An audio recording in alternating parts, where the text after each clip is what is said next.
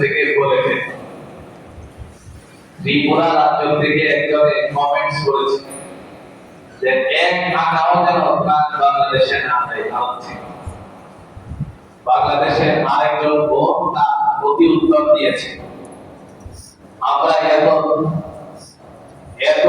দারিদ্র নয় তোমাদের মতো, কারণ তোমরা বাজারে গিয়ে 3 জন পরিবারের মানুষ থাকলে 300 গ্রাম আলু কিনো, আর আমাদের রিক্সা চালায় যে ভাই, সেই ভাইও 1 কেজি 2 কেজি আলু।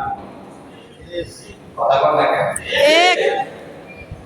এটা আমার একটা বাস্তব কথা আছে।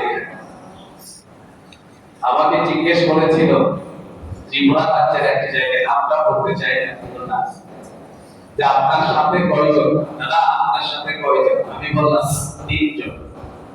আমাদের দেশে তো ড্রাইভার সাহেব, তিনি তো এটা নামের সাথে মিলানো লাগে না, সংখ্যার সাথে মিলানো লাগে না। বড়সাপ দিতে যারা যায় তো বলেন তো ড্রাইভারের হিসাব কি তাদেরকে দেওয়া হয়?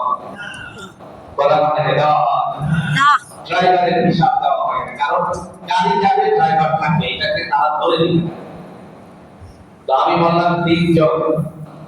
তো রাতে যখন ওই বাসায় গেলাম, উনি 3 পিস মাছ রান্না করেছেন। মানুষ আমরা কয়টি?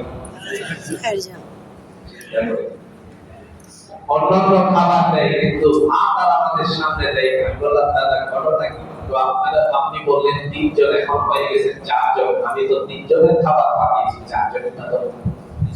তো আমার ইজ্জত বিসর্জন যাবে, এই জন্য আপনাদেরকে খাবার দিচ্ছি। চিন্তা করে তো।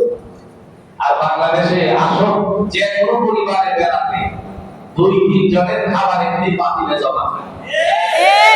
ওই মানুষগুলো 1 পয়সাও যেন বাংলাদেশে প্রাণ না আসে। ওরা দেখছে, এরা দেখে আশ্চর্যান্বিত হয়ে পড়েছে যে বাংলার মানুষেরা প্রাণ দেওয়ার জন্য বাইরে বাইরের রাস্তা গাড়ি পার্কিং করে বসে আছে এবং কাজ করতেছে। কথা বলেন ঠিক? আপনারা মানবতার ফেরিওয়ালার মধ্যে নামটা উল্লেখ করেছেন। আল্লাহ আপনাদেরকে জাযায়ে কুল্লিয়া দান করুন। সকলে বলুন আমিন।